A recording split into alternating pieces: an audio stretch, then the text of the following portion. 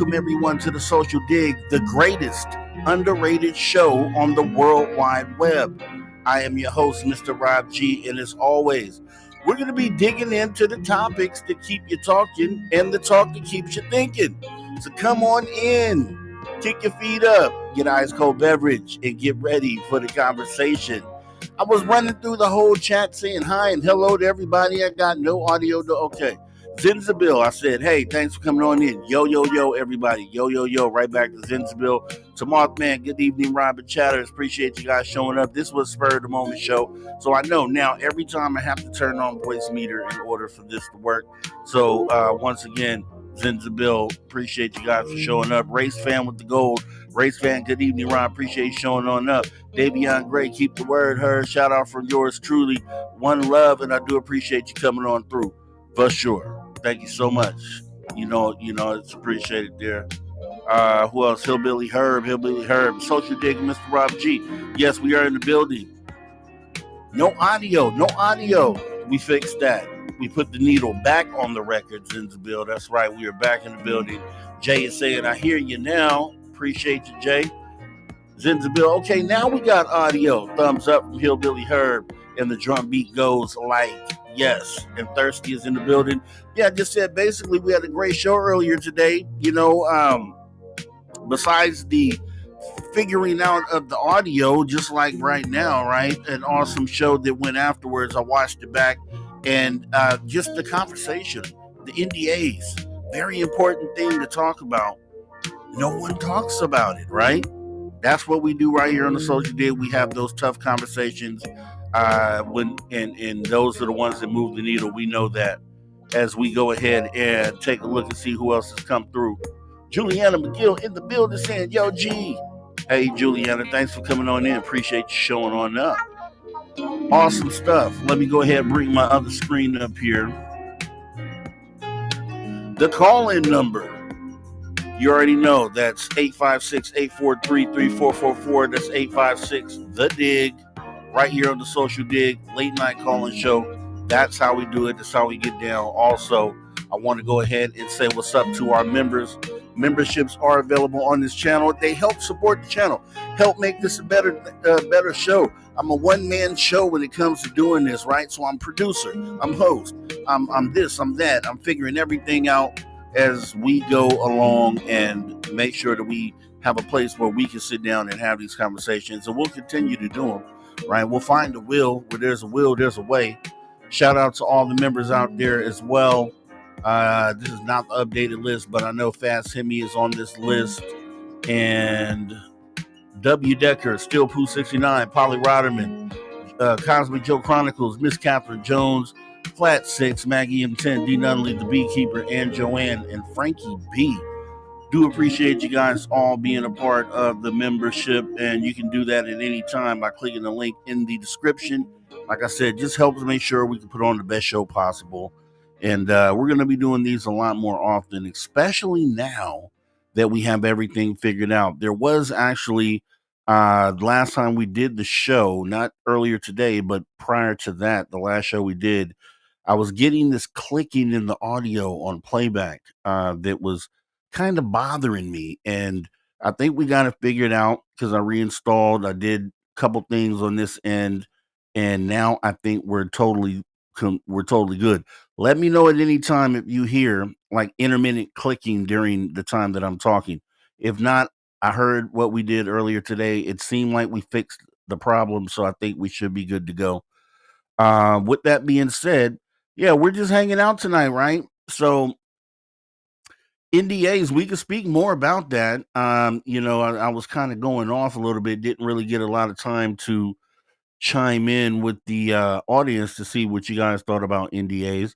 We could talk about that. We could talk about the last show that we did here, which was the potential asteroid impact coming up in 2032, and just the irony of facing disclosure in a moment, whereas we could realistically have this happen before that, right? One of those things. We could talk about the JFK files. We could talk about the Epstein client list. We can talk about pretty much anything you guys want to talk about here. Just let me know what you guys want to talk about. Yes. Oh yeah, not hearing any clicks tonight. Who was that? Okay, good, good. I'm glad. I'm glad. I'm glad. I'm glad that's fixed because it was really getting on my nerves when I go listen to playback. And I'm a stickler when it comes to audio, and I had to figure it out. So good. I'm glad that we have. And let's see. Yeah, please hit the like button. Please hit the like button. That kind of makes the algorithm do its things, and Zabil says, and it's a great idea. I do appreciate that. Let's see. Okay, yes, yes, yes. So Zenzabil did also notice that there used to be a clicking, but now it's gone. Good, good, good. Philip Blair, audio is good. Okay, great, great. I'm okay. I'm happy about that. I'm happy about that. Yes, please hit the likes. Yeah, like I said, there's a long list of things that we've been talking about lately that we could talk about. We could talk about the Epstein client list and how that will probably never, ever, ever see the light of day. I don't know what you guys think, but you know, we don't really the same rules apply really, as SOR as far as like getting into real politics. Because I don't care what side of the aisle you're on. I don't care what side you represent. I don't care who you voted for. I could care less. All that stuff is politics to me, as I always say, and I really don't. I really don't care. I really think everybody's the same when it comes to that.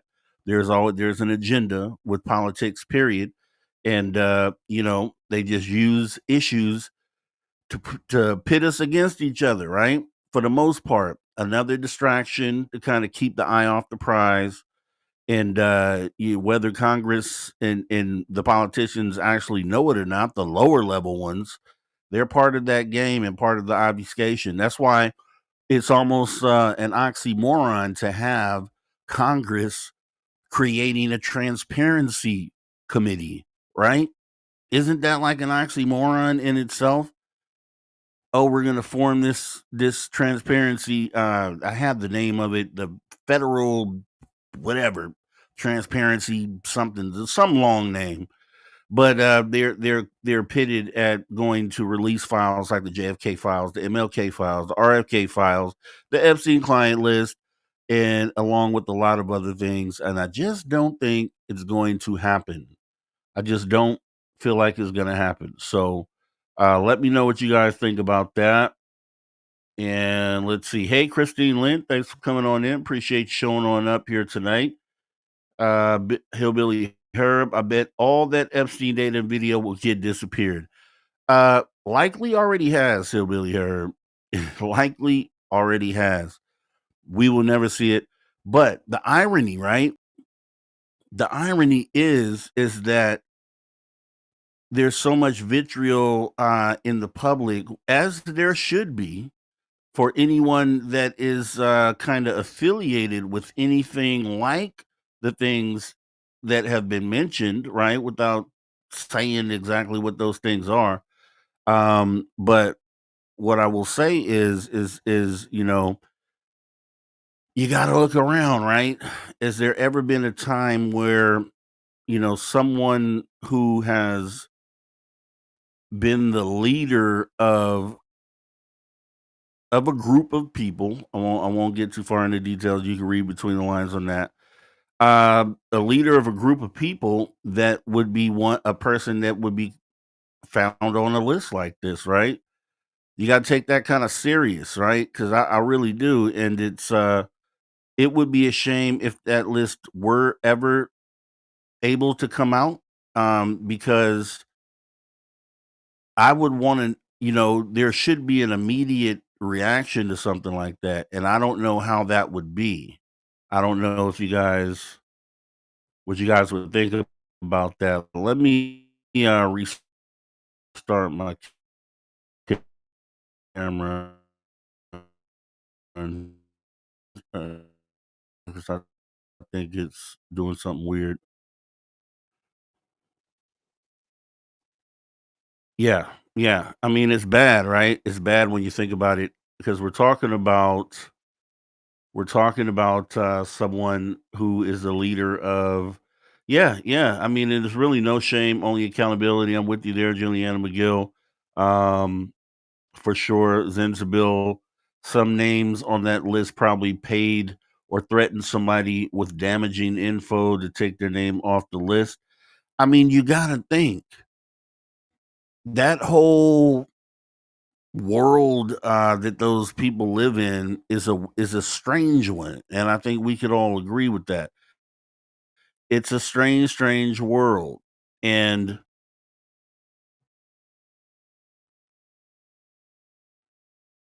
okay, your camera has low frames per second. Yeah, I get that. I can see that. Thanks for the warning. Yeah, but that just being on that list, right? There's going to be a lot of people that you wouldn't have even thought would be on the list. I'm going to take myself off camera for a second while we keep talking. So let me see. Hillbilly Herb says,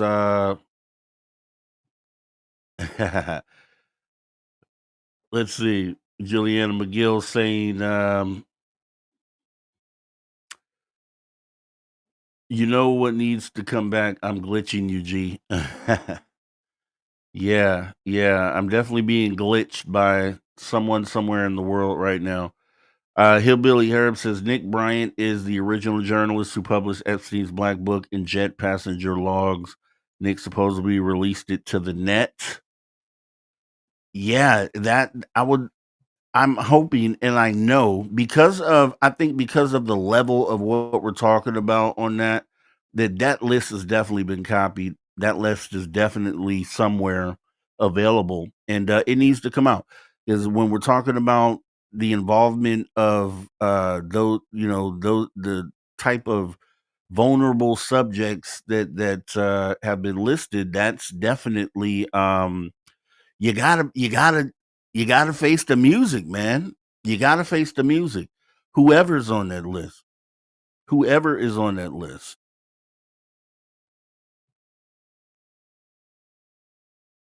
Okay. Text is glitching too. It could just be the software. I think once it gets warmed up, this is one of the programs that isn't really used mainstream by a lot of people. And I think that the support on this isn't as top tier. Let me see.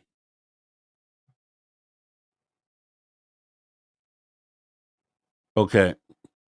All right. So let me see. Yeah, Zinzabil, they move in the world, move in circles which are not the ones we the people are in. No, and that's true. And therefore, because of that, that's why they do the strange, weird things that they do because they feel like it's they're untouchable. They're in a place where they can't be touched.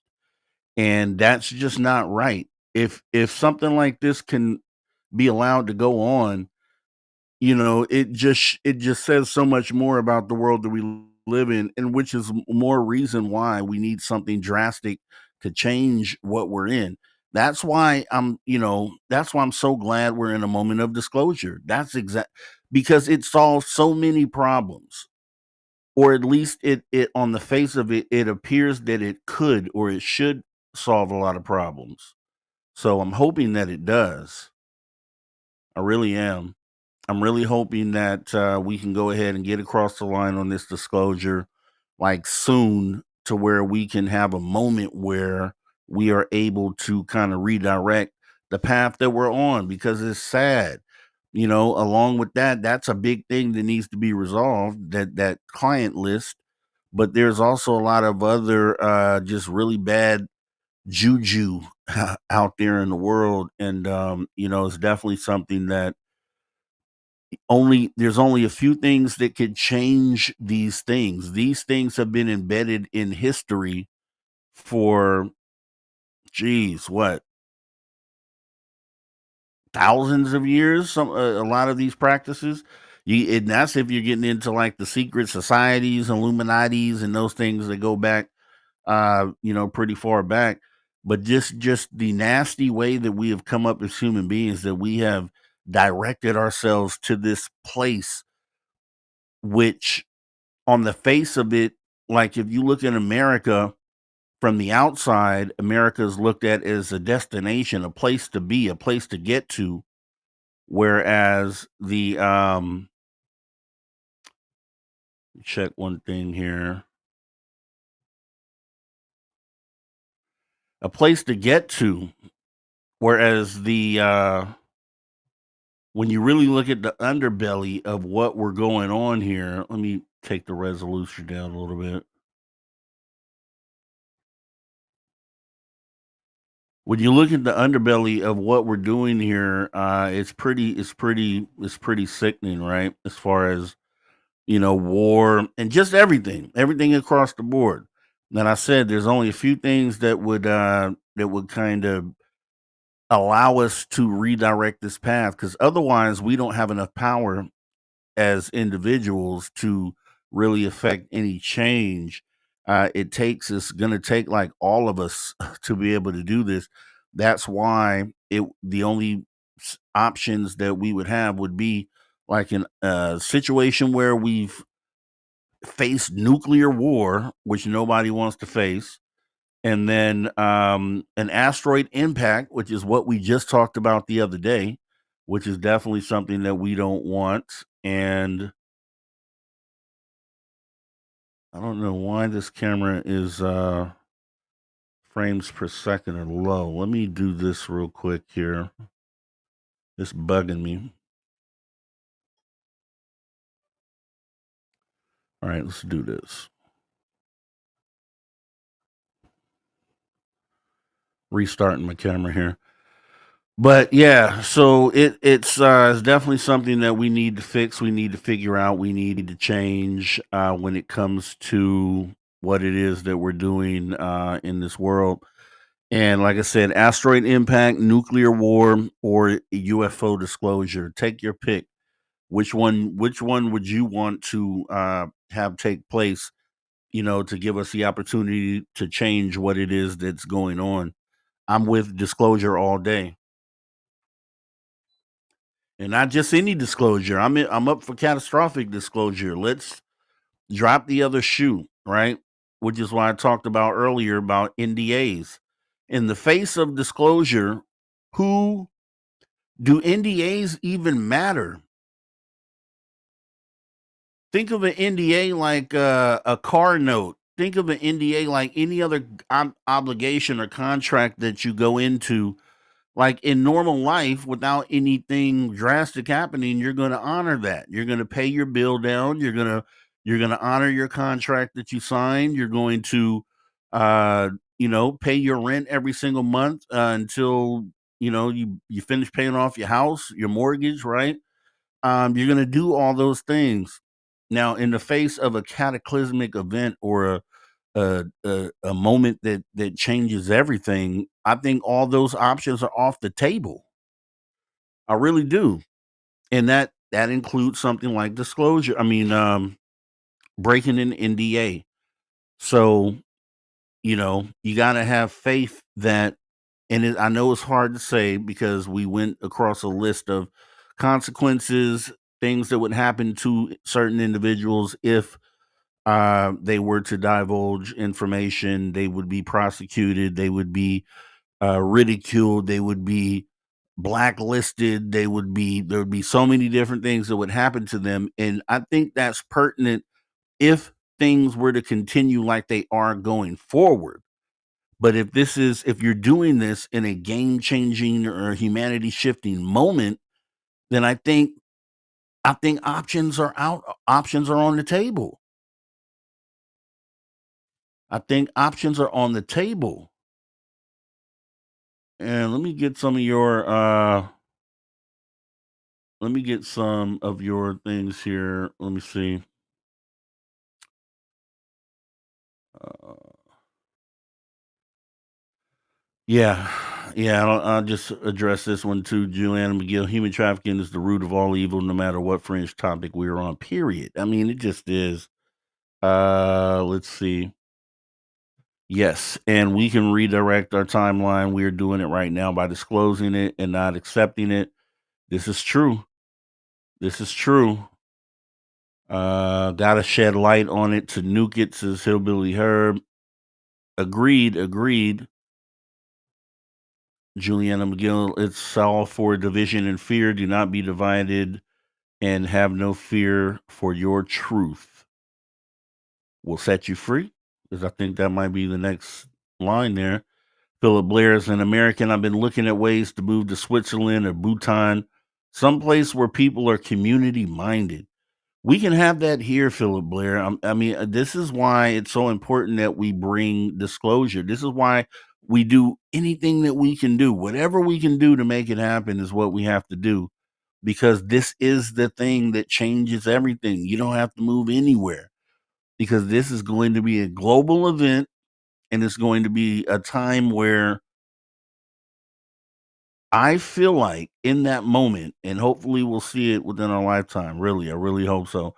I really feel like in that moment, decisions have to be made, right? Because once the people wake up and figure out that they've been lied to, we've all been lied to this whole time, and things could be way better than they are, but they're just certain individuals choosing for to not allow that to be.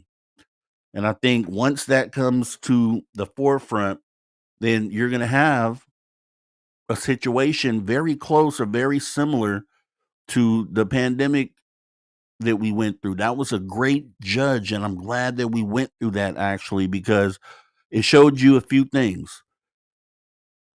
It showed you, for one, how quickly this bubble, this fake bubble, right, of society, this fragile bubble, how easily that can be disintegrated, and how easily you can go from what you thought was comfortability into being very uncomfortable, almost on a level of someone in a, a country that's less fortunate than the United States or a lot of Western countries, westernized countries.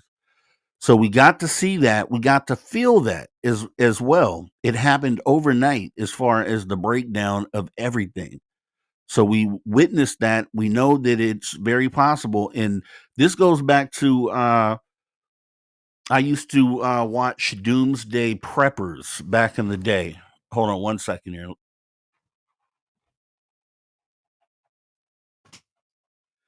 I used to watch Doomsday Preppers back in the day. And I would look at every episode they would give this whole little opening, like, we're prepping just in case the collapse of the economy, and every episode they had a different reason of why they were prepping. And I used to look at that and I used to be like, that's crazy. Like, that's actually kind of crazy that these people even think that something like this could happen. I was fooled myself as far as how, protected I felt like we were in being in the United States. Like we would never, it could never fall apart that fast. That's how I felt back 15 years ago watching those prepper shows. I'm like, these guys are they're just doing this, and nothing is likely to happen within their lifetime. That's how I was feeling about it. But you see, you get to experience something, because if you don't have a moment like that pandemic, then you go through life feeling like you're going to be comfortable as you have been up until that point, because you're only living within a short period of time. So you feel like, okay, nothing can go wrong that quickly, or something that we can't see coming, and that's totally wrong. So when we went through the pandemic, that showed me that it is actually, not a bad idea maybe to stock up on things, or to just be ready, right? Because I can guarantee you this is what I was saying. I was saying the preppers, and is my camera fixed yet? I don't think it is. I said the preppers are definitely prepared. That's what I said to myself. I was like, in this moment that we're going through all this, the preppers are prepared. No toilet paper at the stores. The preppers had bunkers full of toilet paper already. They were okay, believe me. They a lot of the necessities that were needed during that time, they already had them. You know what I mean? And it showed us how quickly society could fall apart for one. It also showed us that if we all as humanity had one moment to breathe and one moment to really look at the things around us, that we would realize that we didn't like what we saw. And that's what happened as well. Working at home, right, became a thing. People realize I don't have to go to an office every day. It's not really necessary. It's not necessary for me to travel, to wake up in the morning, get in the shower, get dressed, hop in the car, gas up the car, get some coffee, get some donuts, drive however many miles to work, sit there in a building, office building, micromanage the entire day by management, get off work at the end of the day, and then repeat 5 days a week. We realized we didn't have to do that, that it wasn't necessary. We were able to see what it felt like to have that part of society break down. And it was beautiful. A lot of people quit jobs during that pandemic. A lot of people left their jobs. A lot of people quit their jobs in that moment. I forgot what they called it. It was like the great uh not it wasn't a what was it they called it the great something that had to do with leaving your job, basically. Everybody woke up and said, wow, I want to do something different. I don't want to do this every day anymore. I don't want to do this. We had a moment to breathe, and that's what this is right now. Because as the pandemic passed, it was like, okay, everything's back to business, back to normal. We're doing back, we're still working at home, a lot of us, but it was still like mostly the world was back to being the normal world that it's been known to be, right? So I was thinking to myself, I was like, man, when would there ever be another opportunity for, the world, humanity to sit back at one time and be able to see everything clearly again to make these decisions? And we get almost what looks like potentially disclosure dropped on our lap, a situation where we are so close to having a moment where the world once again kind of pauses and kind of gets to look at everything that we're doing day to day and kind of scrutinizing and analyzing it. Like, is this necessary? Is this the right thing to do? Are we really doing the right thing? But it's going to be like the pandemic times 20 times 30 when disclosure comes. So that's why, we do anything, we do whatever we can to kind of make this thing happen because it is necessary. And Philip Blair, where education is taken seriously, the failing schools are not accepted by the people. Finland might be a good one. I don't know. Juliana McGill, natural disasters are real. They know heavy solar flares and polarity shifts. That's up first, aka power is out, which is going to turn this world upside down once the power grid goes down. And these are things that I thought were so far off. That's the crazy thing. I thought these things, like, there's no way we have backups for backups. I know we have to have things in place, but it was shown to us that all this protection could kind of crumble overnight. Um, Zenzabil, NDAs are hard to prosecute in court. However, they might send some guys to your home or work to impress you with shutting the F up. That is funny, Zenzabil, but true. But true. And maybe even worse, right? Philip Blair. I played online games of Thrones for a while. In that game, you get extra points for being married. My game wife was a teacher in Finland. Ah, I see why you're trying to get to Finland. Gotcha. Let's see. Juliana McGill. Yep. Be ready for power grid failures. No joke. Easy peasy. No bullets. A bomb. Welcome. Third world. 3 weeks or less.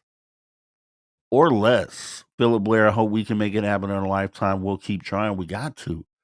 We can't stop our descendants, grandchildren, great grand. They all depend on this moment that we're in right now. We could either do what we need to do as far as taking every opportunity we can to try to bring disclosure. The story will be written, for them that either we failed in the moment of disclosure by not pressing hard enough, or we succeeded and we were able to kind of shift the balance on in the world, which would be pretty big. Julie Hannah McGill, just hitting 40 with two boys. I really hope we can figure this out. Otherwise, I'm preparing them the best I can. Yeah. And when you start putting the kids into it, their future, like we'll be gone, they'll still be here. Their kids will be here. When you start thinking about that, that's what I hope these whistleblowers do. The ones that are so against sticking to the code and not bringing an NDA. I want those whistleblowers to think about their future family, right? These NDAs matter because these people are still wrapped up in the government and wrapped up in these political situations. But your grandchildren very likely won't want to be in politics. They may want to be regular citizens of the world. And, you know, it would be selfish for you to choose you know, solidarity, or is if that's the right word I'm looking for, to kind of chummy up with the government when you have a choice to make. It's like you would think the government is for the people. You would hope that your government is for the people. That's what it's supposed to be. We the people, right? It's what it's supposed to be. You would hope that your government is for the people, but a lot of times they show you that they're not. So if you have to make a choice where it's like, do I side with the government that literally shows all the time that they don't care about the people? They do all these different things to kind of, show that they don't really care about the outcome of the people. And one of the biggest thing that I talk about when looking at that is the continuity of government situation. That should show you right there that they've built bunkers and things for them to go into and kind of protect themselves when catastrophic events happen, when nuclear fallout or an asteroid impact, or just some huge World War III or some along those lines. They have bunkers to go into, and they are not opening those doors for you or me. I'm telling you. I'm not Philip Blair. I'm not ready, but my siblings are electrical engineers, so maybe they can teach me how to jerry rig something. LOL. Some of my in-laws are electrical engineers too. That's what we're gonna end up calling on the average person and what your ability is. That's what it's gonna come down to, because right now we depend on corporations and businesses to kind of create the things for us and run our power grid and do all those things, right? We don't do these things ourselves, but that's when you kind of will have to lean on average citizens that have expertise in certain areas to kind of get through some of the. And it sounds strange, right? It sounds like a movie.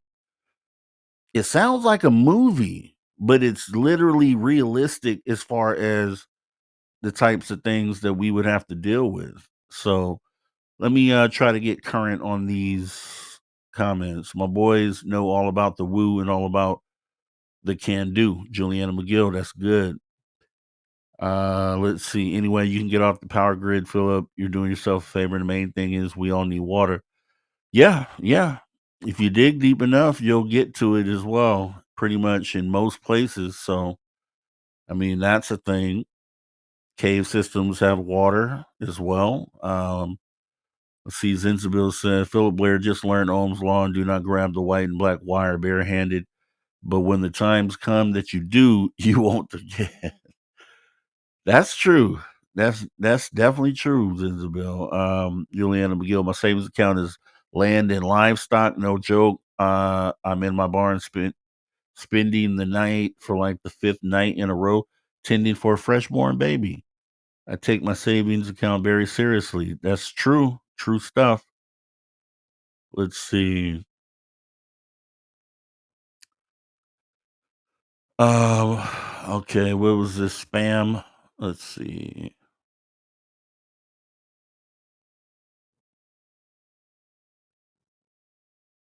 This is a spam bot.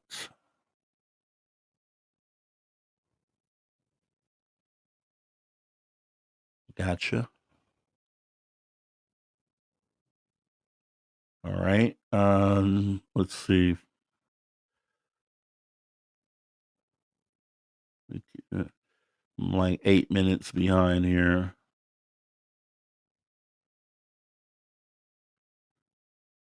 Oh, nice. This one I'm talking about. I never had a W-2 paying job. I've only entrepreneured, says Juliana McGill. That's is awesome. That is awesome. However, being a farmer, you only have seasonal paychecks, so you do not get paid for your hours, and most of the time you're lucky to break even. True. Well, that's the hustle, right? But that's cool to be your own boss. Everyone should strive to be that. And truthfully, we shouldn't have bosses. That's a whole part of this thing.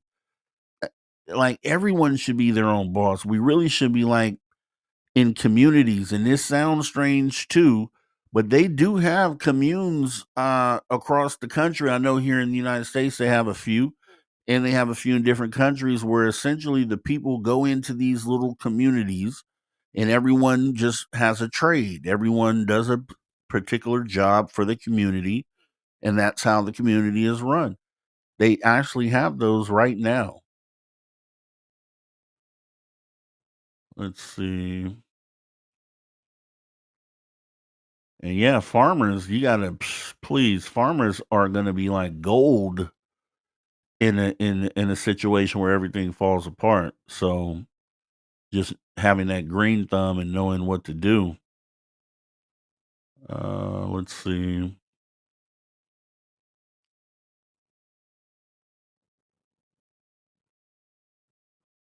Philip Blair, an electrical engineer. My family scoffed at UFOs once. I told him about my grandpa's brother, who was an engineer at Boeing and saw a UFO back in the 1950s. Haven't heard another scoff since. Yeah, once people start realizing that it's real, that's the thing. That's the thing. It's necessary now because we have them down a bit. Keep kicking. Yep. Let's see. Just scrolling down.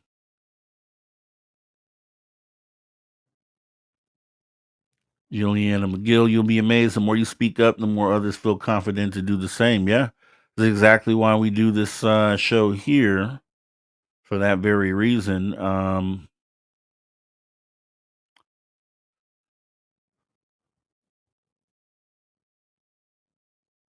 Okay. And actually, I forgot to send this out here. Let me, if anyone ends up wanting to,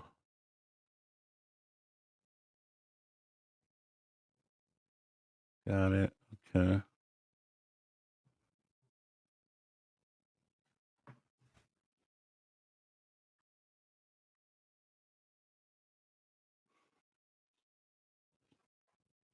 Put a link in the chat in case anyone wants to come up.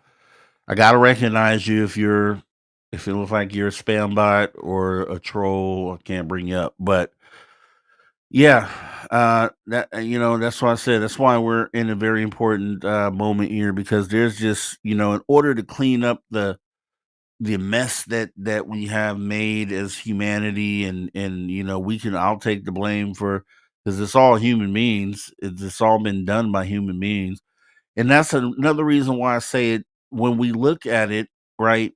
It doesn't seem like when you look around at everything else that lives on this planet that's part of nature, you don't see anything really that is designed to destroy the planet, right?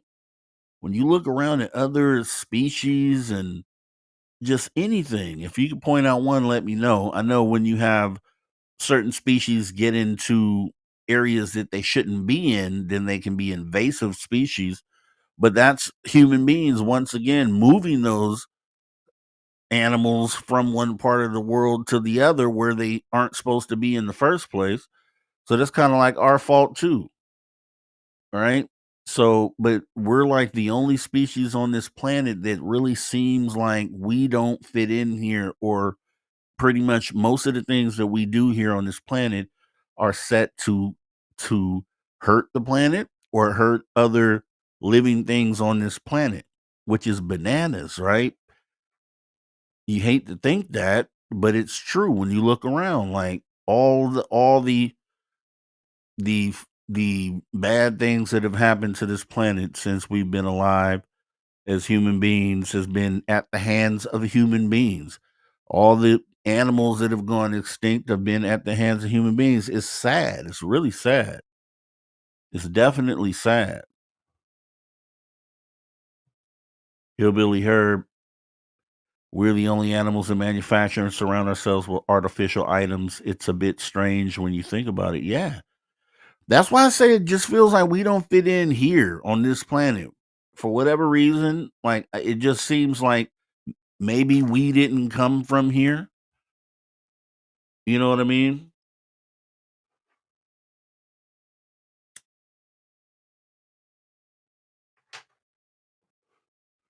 As the Mothman says, our species is working against ourselves at the moment. And that's facts. When you look at, the fact that we're working against every other species on this planet, yeah, why wouldn't we be also working against ourselves? We're just great at it. And that's why I presented the option there, because everybody's like, okay, the extraterrestrials, they're here to save us or help us out, get out into the galactic, join the Galactic Federation and things like that. I'm like, well, look at it another way, right? There's a few different ways you can look at it. Maybe people have said maybe they're here, is because Earth is like a farm planet. That's what some people have said. Some people are, hey, they want to enlighten us and bring us off planet. Some people are in that boat. Um, you know, and I've looked at it like, hey, what if human beings are actually like a parasitic sort of species? What if we're just bad, right? In general, what if we leave like our mark in a bad way everywhere we go? And that would mean off planet too. Because I bet you if we left this planet in the current mode that we're in right now, with all this war and all the bad stuff that a lot of human beings do, we would do this somewhere else. There's no doubt in my mind right now, in this moment, as we sit here, that if we were allowed right now to get off of this planet and go to somewhere else, there's a lot of good people, like the people here. We're all, even killed, care for other people sort of individuals. But when you get the ones that are out there starting wars, or the ones that are literally doing all the bad stuff to this planet, you best believe that if we had the ability to go to another fresh, clean planet tomorrow, we would immediately start destroying that planet. There's no way we wouldn't. Sadly, sadly though, right? I hate to even say it, man, because it's, you know, there's definitely a good part of humanity, but there's also a very not good part of humanity. And, I've thought about that and like, hey, maybe the extraterrestrials see that and they're like, hey, there's no way we're letting these guys off this planet. There's no way in the world we're letting these dudes get out there into the cosmos. Not with the type of stuff that they're doing. And I wouldn't blame them. It doesn't make sense.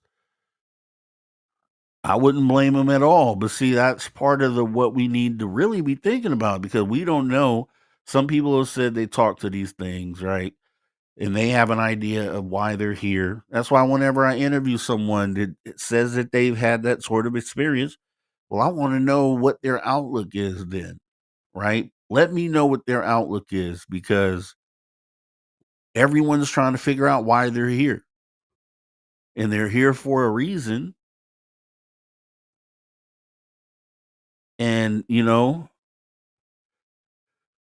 if they're good-hearted aliens or extraterrestrials, then yeah, they probably do want to see us do better and hopefully, try to give us tools to be better because we've shown that there are parts of humanity that can actually do better than the ones that aren't doing the best. So the optimism would be there. So I could see that being a plan for the extraterrestrials, but at the same time, I could just as easily see them just trying to keep us here. Like, just, hey, whatever happens, maybe one day the reptilians are guarding us, maybe the next day the grays are guarding us, but their whole goal is to make sure you guys don't leave this planet.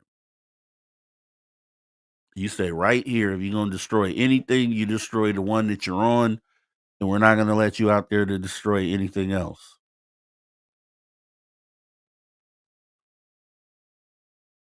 Philip Blair, a lot of our ancestors met one another at community dances, apparently in blue zones where it's normal to live past 90 years, like on certain Greek islands. Community dancing, they're normal. Nice. Juliana McGill. It's sad so many farmers in the good fertile lands are going way too fast. A second ago, into the past, it was common knowledge how to live off the land. Right. That's what I mean. If everything changed, who if you had to go live off the land starting tomorrow, there'd be a percentage of the of humanity that would just be done. They would not have a chance. They wouldn't know what to do. Wouldn't last 5 minutes, right? And people don't realize how important it is to have those sort of skills, and it's because we're in this reality, this society where we think things will never change. That's the biggest problem. There will always be a corner store. There will always be a grocery store. Why do I have to go out and get my own stuff? I can go right to the grocery store and get it. That's the mindset. And it's a bad one to have. Like, a lot of people should have learned during the pandemic, people who had never thought about, prepping, or people who never thought that it could be so drastically different, like overnight, should have learned. At the very least, when the pandemic was over, I said to myself, I was like, there should at least be more people with extra rolls of toilet paper in their house now going forward. Just because if you're not stocking anything else, you should at least have a few extra rolls of toilet paper in the house after that. If you don't, then you didn't learn anything from that moment. And, so that's why I said, I mean, it's gonna take, and unfortunately, because you have people that didn't learn from the moment, so you unfortunately, it's gonna take kind-hearted individuals out there that did prepare are gonna be the ones that kinda have to take that burden up, unfortunately. But gonna have a kind heart and wanna help and things like that because, there's definitely just some people who just don't get it, and, that's why I said that's why disclosure is so important. It's just so important because of all those various reasons that we're talking about.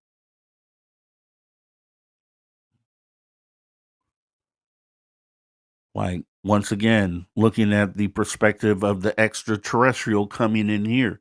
I've done a show on that. What is the alien perspective of humanity? Like, what do aliens really think about us looking from the outside in? What are their views on us? How do they feel about us?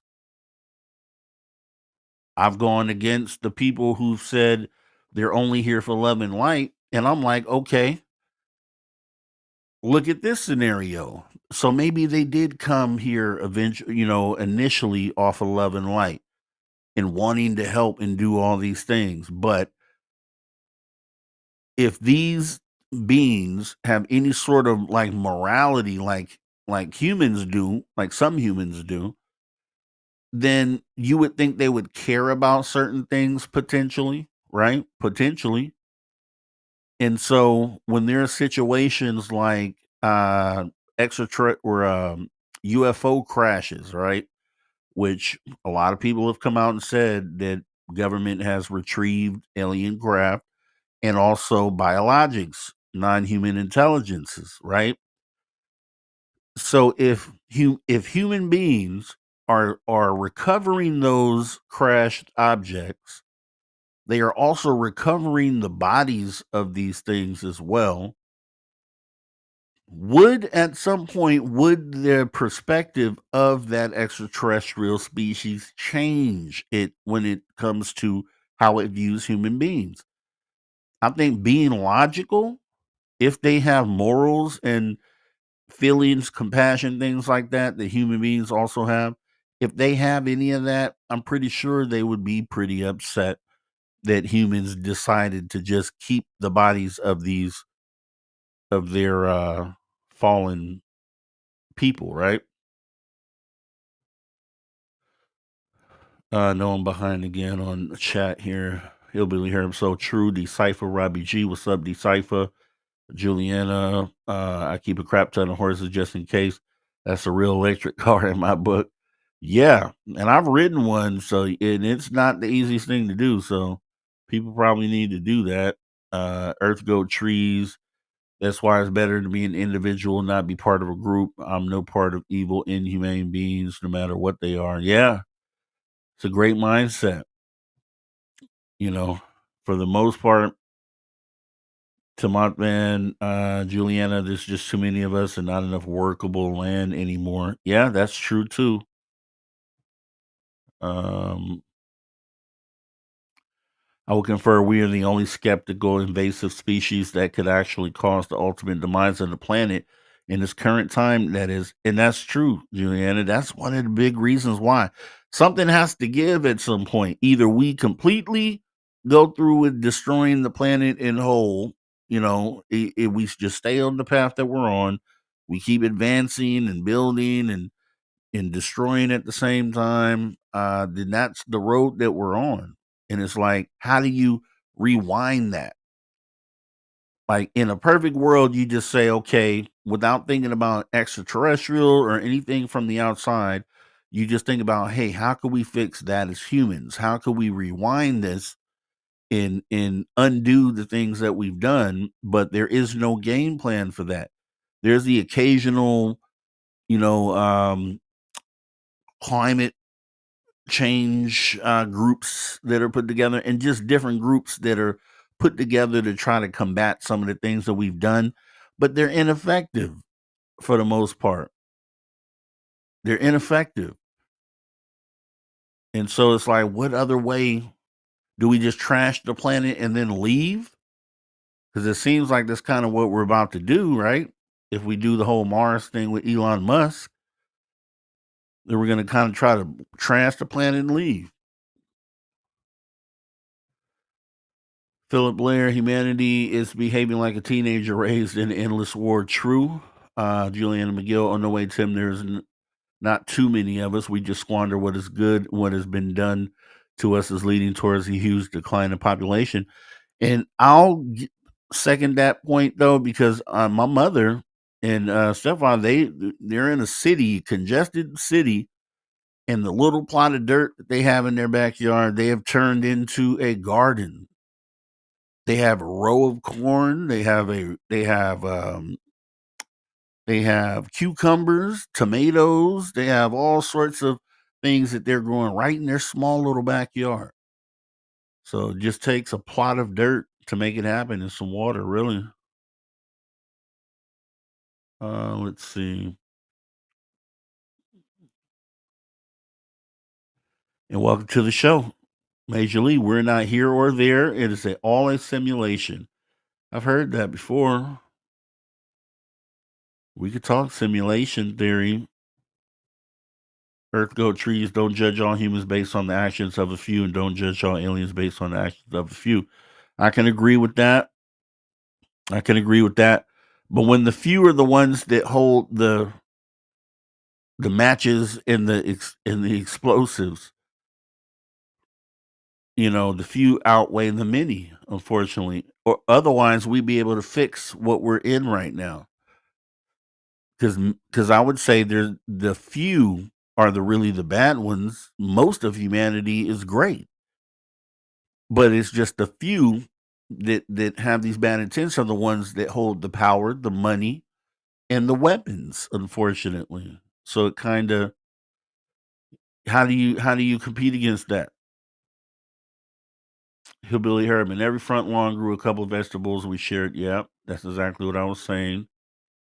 All right, let me scroll down, get current again.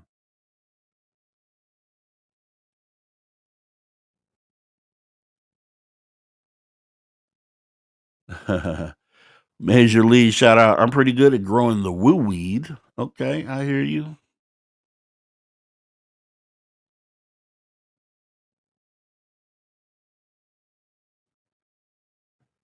Yeah, they probably don't think people who boil crab alive are very nice. Earth Gold Tree says, "Yeah, you're right about that. That is pretty.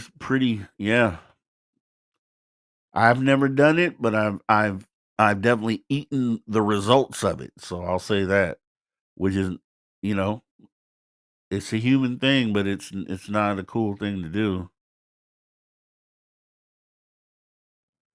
Let's see.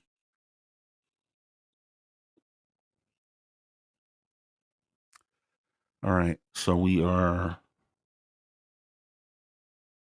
okay. Yeah. All right, we're correct.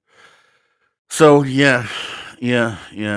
And that's the thing, and that's why I say, tough conversations. A lot of people run from tough conversations, but it's like you could continue, being blind and kind of just being, um, happy with the way things are, and a lot of people do that. A lot of people just put their blinders on and only want to see the best things, which is a cool, and I understand why you would want to do that because who really wants to stop and then confront the bad things that really need to be fixed? Who really wants to do that? Like a lot of people would rather put blinders on, do fun, happy things, and let that be that. And I don't fault those people for that because not everybody, I think, is equipped to kind of sit down and try to do that. Some people don't have the mental capacity to kind of, you know, look at the problem, try to find a solution to the problem, and then try to impose that solution. A lot of people don't, but like I said, you can't really blame those people at all. A lot of people don't would rather not deal with the tough subjects, the tough conversations, and you know, I don't know. I don't know what you do about that. You really can't do anything about it. You can really only just get with other individuals that think the same way, and you kind of do it for everyone else's benefit, right? Because I know, we could do a show about uh a scary encounter with the extraterrestrial. We could do a show about uh some noises you heard in the woods. We could do a show about uh something weird in the sky. We could do all those conversations, and those are lighthearted, kind of, sometimes suspenseful depending on the what happens, but for the most part it's just like, hey, it's a story, now it's gone. Let me get back to what I was doing and kind of moving on, right? But it's like the addressing the actual issues that we have as human beings, and because when it's more than just listening, you kind of have to engage with those sort of conversations. And it's just, I find that a lot, there's a lot of people that just aren't willing to engage and try to find solutions, right? But I know that the groups that we have that come over here and congregate, kind of listen to these shows and jump on stage and give their opinions, are a lot of like-minded individuals that want to do something to try to affect a change, from wherever you are in the world. Just maybe just giving your opinion on something is what you do to affect change. Um, You know, some people that support the show are people that want to affect change, and it's, different ways that people show that, but it's still at the end of the day ends up being a lot of like-minded individuals that want to see something different than what it is that we've been getting, right? Because this will be a fumble if we don't do what we need to do with the opportunity that we've been given. This is a huge fumble for humanity, like one time in 1,000 years where you have the chance to literally have an effect on how humanity goes forward. You'll never see, like, within our lifetime for sure. With our grandkids may not see a situation like that. Their great great great great great grandkids way down the line may not see another situation like the one that we're in right now, where we actually have an opportunity to do something different. So I'm down to do the hard work, man. I'm down to sit down and have the tough conversations, the ones that we need to have before the situation confronts us, right? Because once the situation is here, it's kind of too late to start having the conversation. Then you're supposed to already at least have talked through some things leading up to that, or at least have some ideas of, how things could go, because I think there is going to be, a dramatic shift in, or at least an opportunity for it to be that way. Now, the government for sure doesn't want that. You know that. The government, and that's why they won't tell us anything. That's why they won't release any of these secrets. That's exactly why. They won't do it, because they don't want things to change. They want things to stay the same way that they are now. They have no interest or investment in things changing. If things change, just as big as they change for humanity, they change for them too, because they're part of humanity, whether they, have disconnected so far to a point to where they feel like they're separate from us, but they are actually part of the same group. So any change that happens for the bulk of humanity definitely affects them as well. But it's from a standpoint of them not being able to harness all the power and all the wealth and all, you know what I mean? 'Cause and that's what gives me hope for whistleblowers, and that's why we did the show the other day or earlier today, is because whistleblowers are humans. They're human beings. Even though the government moves as a unit, as a machine, it's made up of individual human beings, as far as we know, right? Some people say other things, but I'm inclined to believe that it's made up of human beings that have kids just like you do, just like I do, grandkids. They go to games, spend time with kids, and on their own, you know what I mean? They definitely do that. They're definitely, the government is made up of individual human beings. And all it takes is for a human being to tap into their compassion for other human beings in order to make decisions that benefit those human beings, right? And not the machine. And that's kind of all I'm kind of trying to ask for in this moment, right?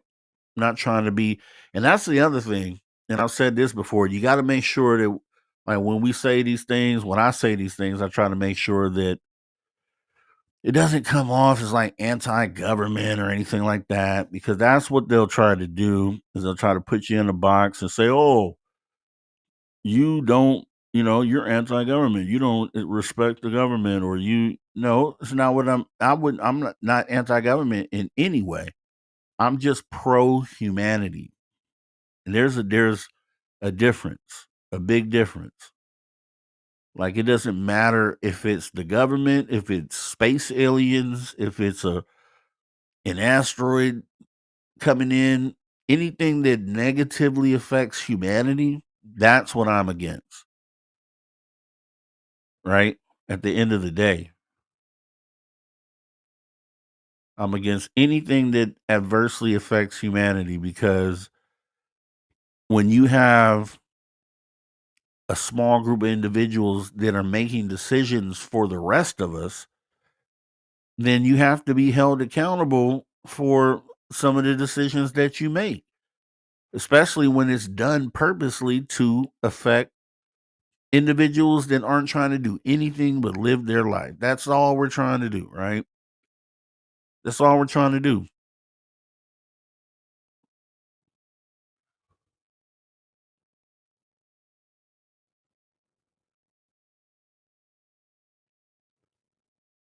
Yeah, decipher. They only hold power because of money. When we no longer recognize money, they lose all the power and wealth.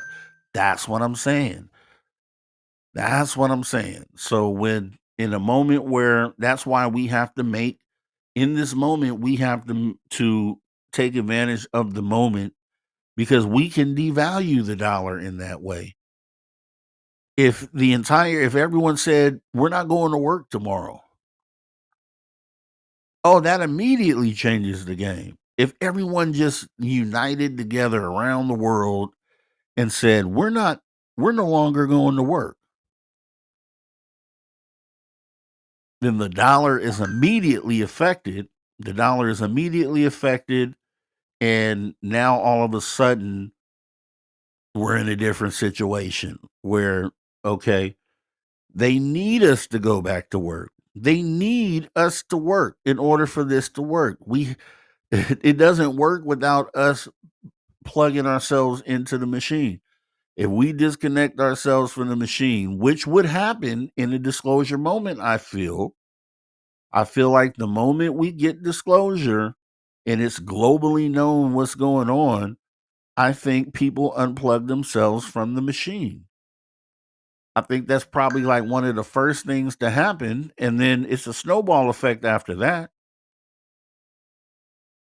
And then when we sit back at the table to figure out how we're going to go forward, that's where we get to kind of create these new rules of how we think the balance should be. But people with money, if you remember the Great Depression back in I think it was 1929, people who were used to having just a little bit of money were jumping out of windows because they lost everything when the stock market crashed.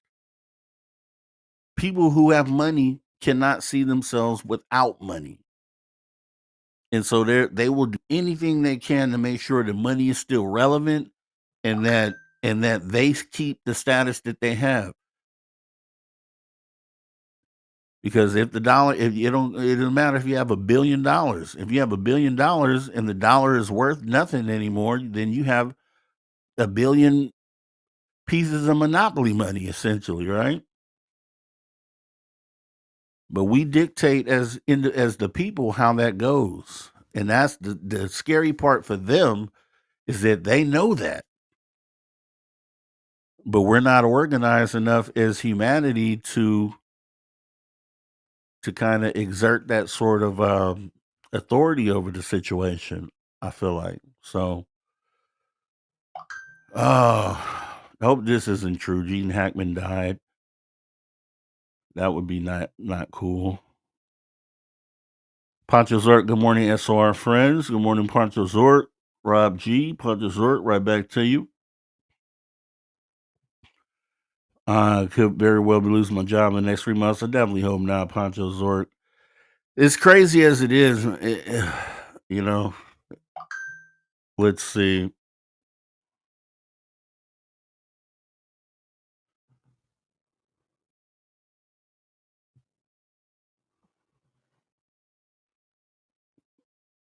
Let's see. Decipher. Our mothers taught us to share. Our fathers taught us to rent our toys. Our moms told us to share our birthday cakes.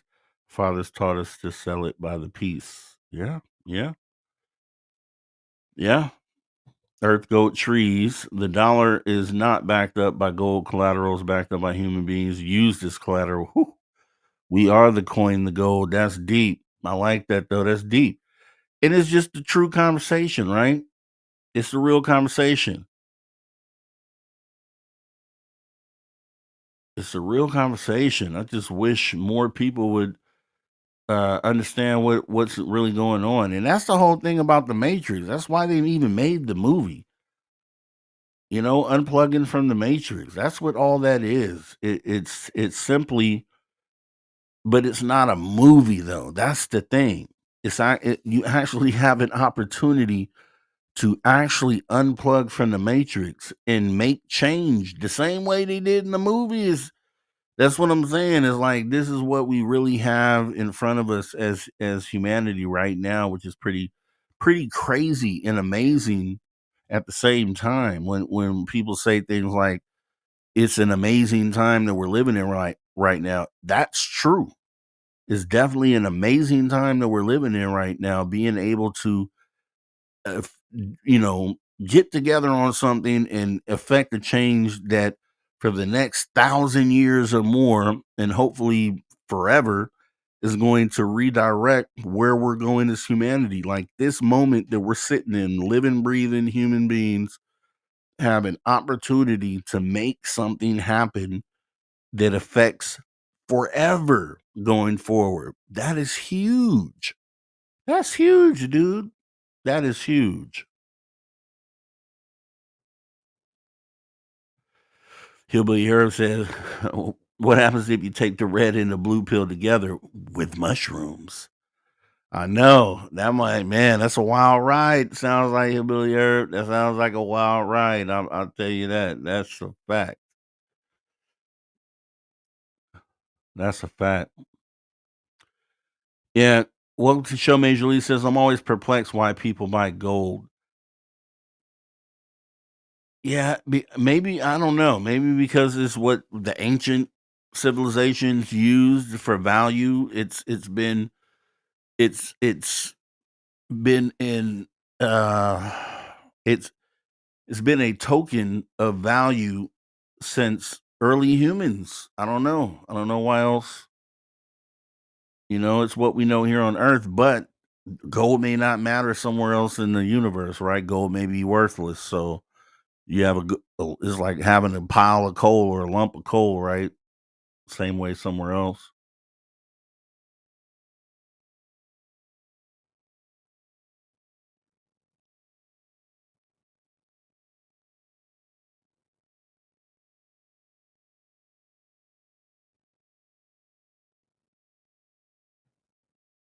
Let's see. I'm in a psychology ward 4 weeks now. I told them I'm a prisoner and want out of the monetary system. They have no clue what to do with me. Let's see.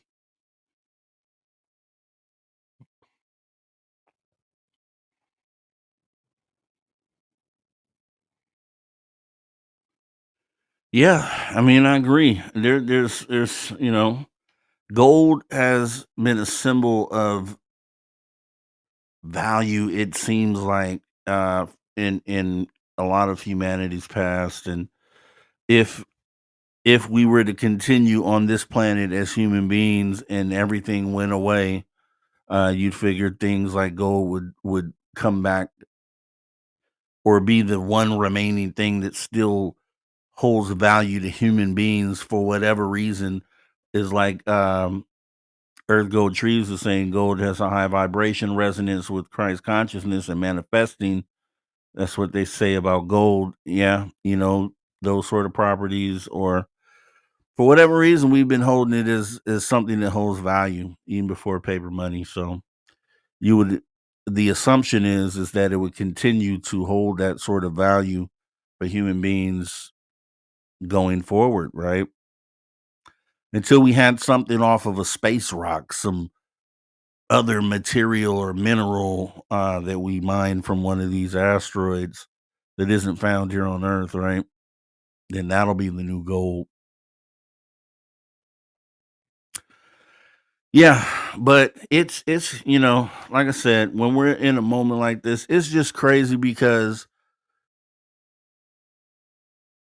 we know UFOs is sort of a fringe topic. It's becoming more acceptable across, a lot of different mediums, but at the same time, the whole consciousness side of it is a lot deeper than, people coming into the conversation want to get off the bat. they kind of want to ease into it, which is understandable, and which is, I think maybe they get frightened off, by jumping in right immediately into a conversation like that, and I can get that all day long. But for the most part, when we're in a situation where, and I'll say this, I'll start by saying this. I still feel like the whole drone situation, until it gets proven otherwise, which I don't think it will, that this was a moment that human beings were being reached out to. It just felt like that. It felt like a moment where they were trying to get our attention, regardless on if it was concentrated in one area for the most part. That may be where the base was. The base that they sent things out may be off the coast of New Jersey.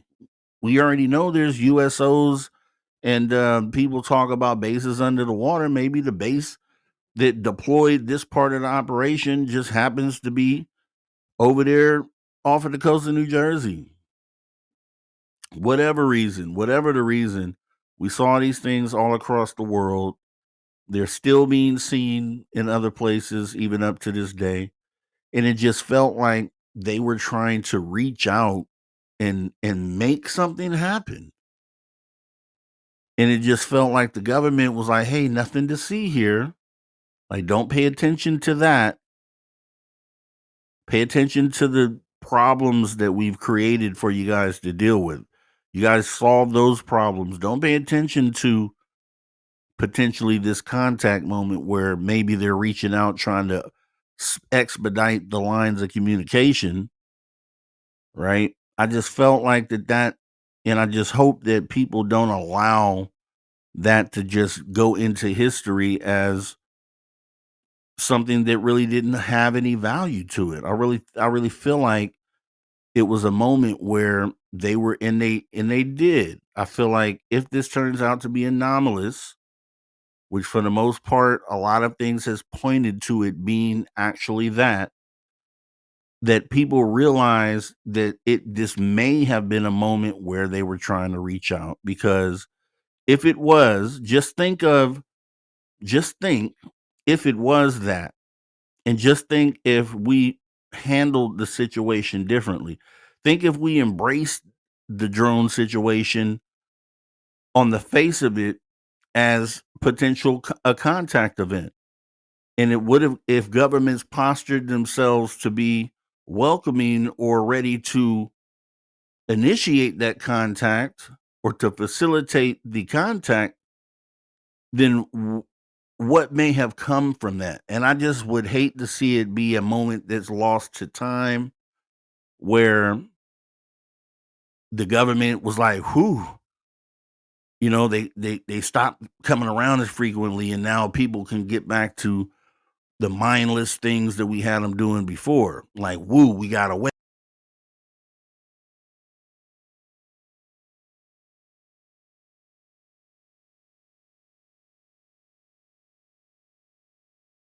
But somehow, some way, they were still able to obfuscate just enough to kind of make sure that we didn't fully embrace what was happening.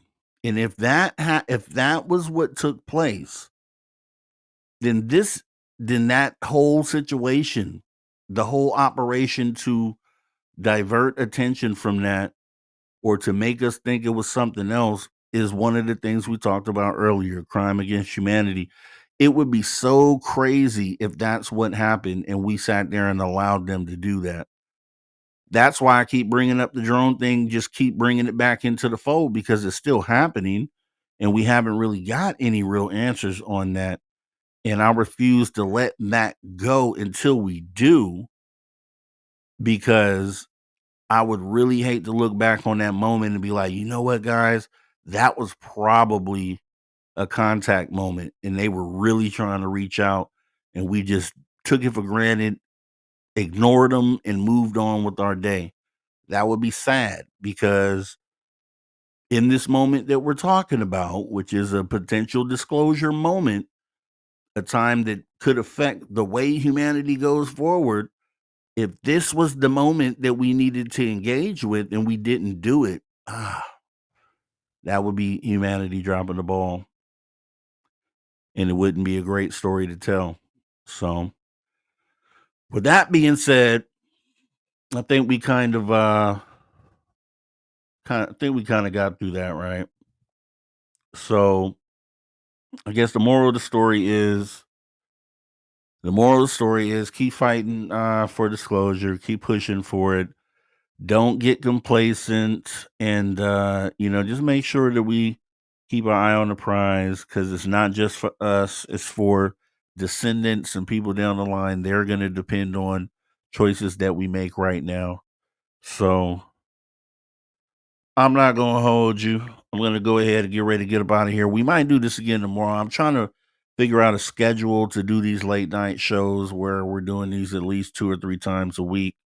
Um, Especially if there's something going on. So hopefully we get some good news or some big UFO news. I know the Jay Stratton interview is supposed to be coming out. The Age of Disclosure documentary is supposed to be coming out soon, which has the clip that they played with Jay Stratton talking about he had direct contact with these extraterrestrials and these extraterrestrial craft.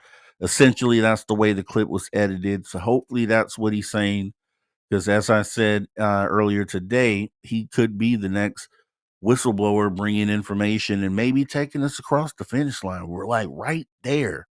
We're literally right there. We just need, something that's just going to put us over the top.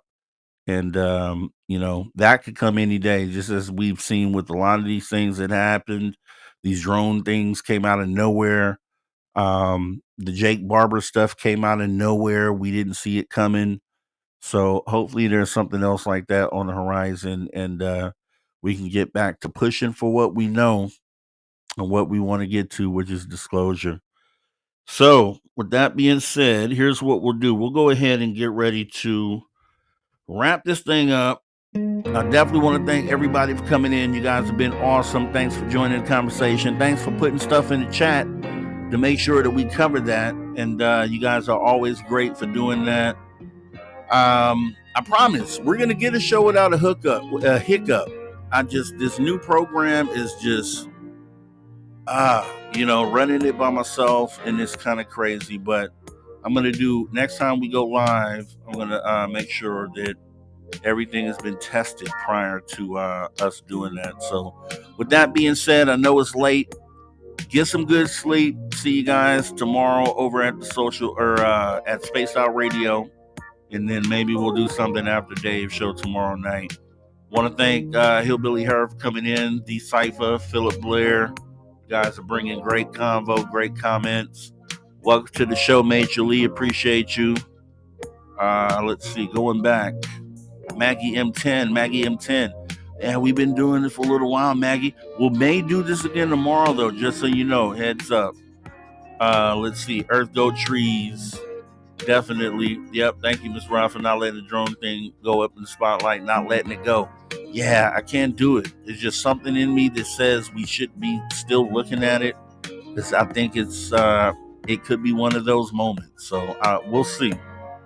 Let's see who else came in tonight. I agree with this here. Welcome to the show. Life is short, so we got to do what we can while we're here to make a difference. And I know that sounds cliche, right? That sounds like a cliche thing to say, but it's the truth. It really is. Poncho Zork, thanks for coming on in. Thanks for hanging out on this late night show. The video didn't work well, but I think the conversation still happened. So I appreciate you guys. Juliana McGill, thank you for coming in, dropping some gems for us tonight.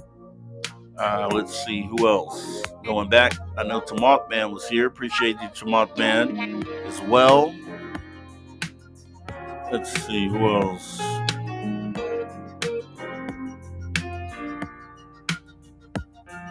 Get back to the beginning of the show here. Who else was here? Jay was here. Appreciate you, Jay, for coming on in. Davion, Debo, appreciate you coming on in. and everyone else.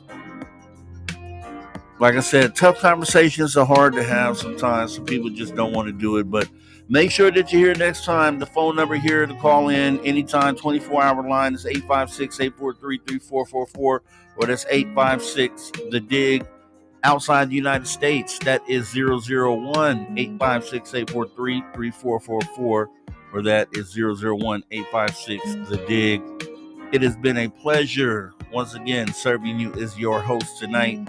Much more to come. Make sure you stay tuned. If you haven't, hit the subscribe button, hit that like button, and think about hitting the membership as well. That's what help makes the channel go. Have a great rest of your night, guys. I will see you next time. Check out the commercial, and then we're out of here. Welcome to the Social Shop, courtesy of the Social Dig. I am Mr. Rob G, and we are bringing you exclusive gear, and tonight's no different. We have Humanity t-shirts.